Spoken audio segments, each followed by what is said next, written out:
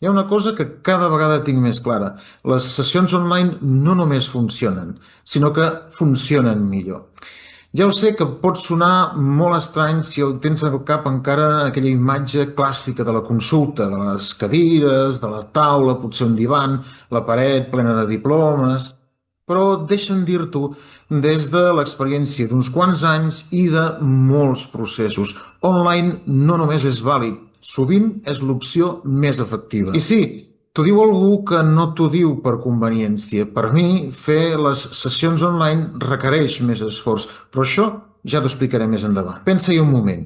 Fer la sessió des de casa vol dir que t'estalvies el trànsit, les cues, l'estrès, haver de buscar aparcament, haver de córrer per arribar a temps. No cal desplaçar-te i només això ja estalvia energia abans de començar. També estalvies diners. Transports, benzina, peatges, pàrquing, tot això, zero. Guanyes temps, tant abans com després de la sessió. El temps que abans era de trajecte, ara és temps per tu. I després hi ha un detall important que moltes persones valoren molt, la intimitat. Fer una sessió online vol dir que ningú et veu entrar ni sortir d'enlloc.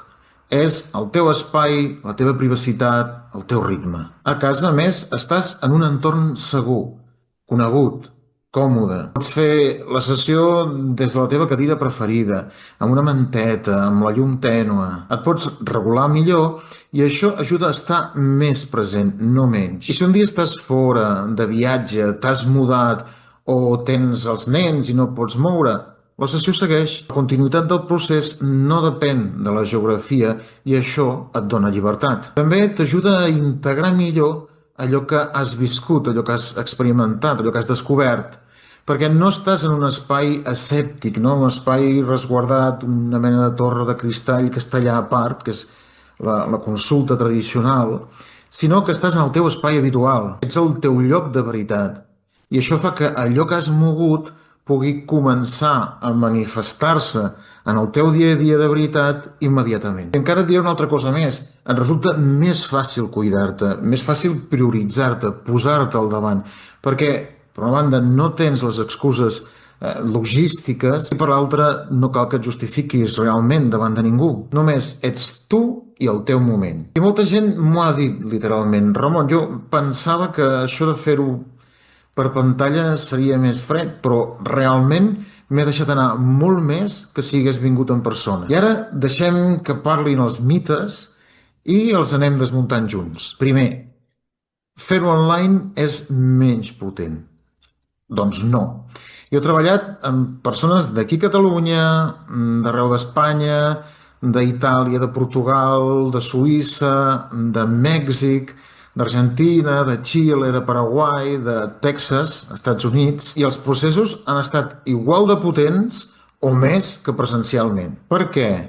Perquè realment el que fa potent una sessió no és la proximitat física, és la qualitat del vincle entre les dues persones, és la confiança, és la profunditat de les converses, és l'estat de consciència ampliat en el que treballem junts. El segon mite, a casa no t'impliques tant.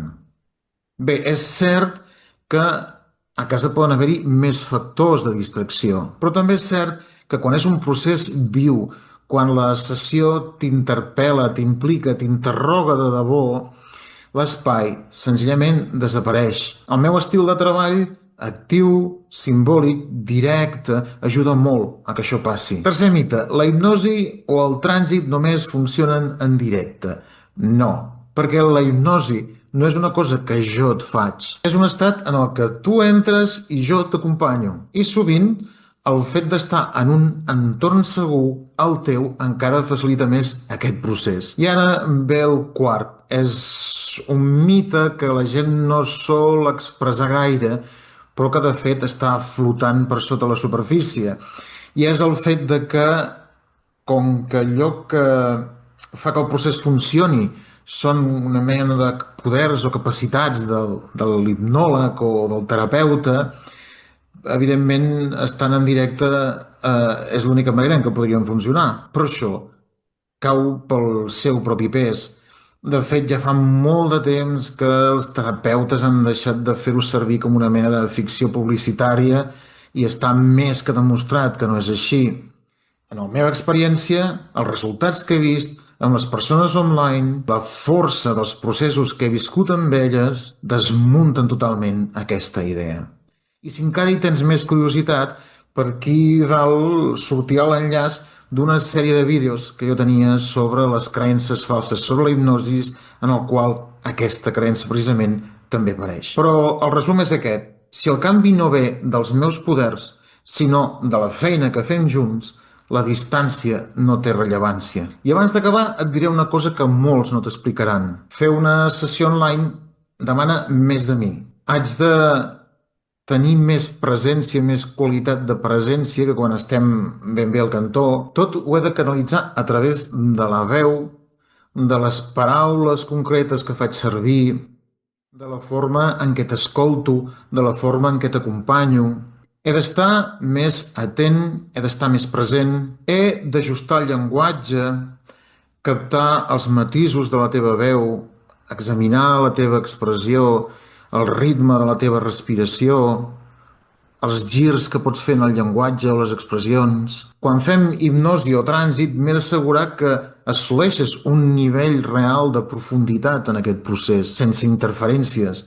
I ho faig perquè crec en aquest format, perquè sé que funciona i perquè sé que tu t'ho mereixes. Així que si encara tenies dubtes sobre si fer una sessió online és igual o millor que fer una sessió presencial, espero haver-te ajudat a veure el per què. I si encara no ho tens clar, no passa res.